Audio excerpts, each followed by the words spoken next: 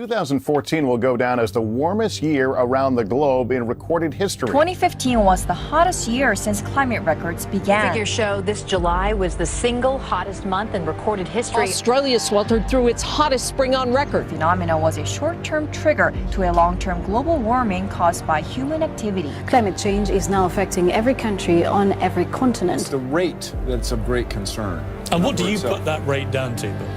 Oh, it's human activity. I think it's ridiculous. We have bigger problems right now, and it'll get cooler, it'll get warmer. It's called weather. I do not believe that human activity is causing these dramatic changes to our climate the way these scientists are portraying. 1.2 million people died because of the pollution put up into the air. This is a result of climate change. It's only going to get worse. This is a big problem, and it's not going to go away. The debate is over. Climate change is real. It is already causing major problems. And if we do not act boldly and decisively, a bad situation will become worse.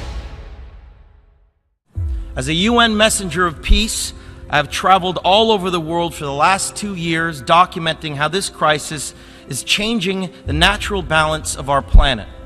I have seen cities like Beijing choked by industrial pollution, ancient boreal forests in Canada that have been clear-cut, and rainforests in Indonesia that have been incinerated. In India, I met farmers whose crops have been literally washed away by historic flooding. In America, I have witnessed unprecedented droughts in California and sea level rise flooding the streets of Miami. In Greenland and in the Arctic, I was astonished to see that ancient glaciers are rapidly disappearing, well ahead of scientific predictions. All that I have seen and learned on my journey has absolutely terrified me. There is no doubt in the world scientific community that this is a direct result of human activity and the effects of climate change will become astronomically worse in the future.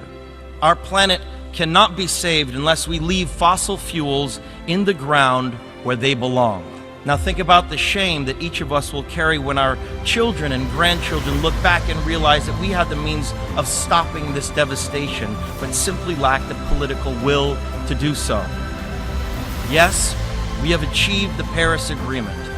More countries have come together here to sign this agreement today than for any other cause in the history of humankind, and that is reason for hope.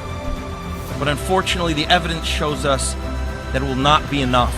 A massive change is required right now, one that leads to a new collective consciousness, a new collective evolution of the human race, inspired and enabled by a sense of urgency from all of you. We can congratulate each other today, but it will mean absolutely nothing if you return to your countries and fail to push beyond the promises of this historic agreement. Now is the time for bold, unprecedented action. It is time to declare no more talk, no more excuses, no more 10-year studies, no more allowing the fossil fuel companies to manipulate and dictate the science and policies that affect our future. The world is now watching. You will either be lauded by future generations or vilified by them. You are the last best hope of Earth. We ask you to protect it, or we and all living things we cherish are history.